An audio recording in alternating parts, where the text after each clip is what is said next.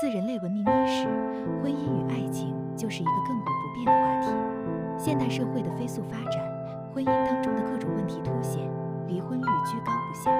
除去生活琐事，无性与出轨成为了不可忽视的两大离婚主因。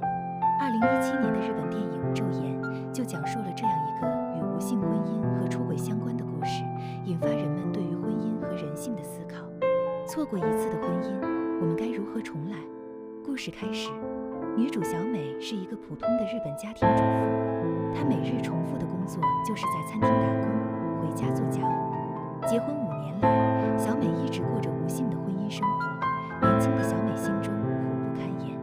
机缘巧合之下，她认识了生物老师北野，小美这才开始直面自己的婚姻问题。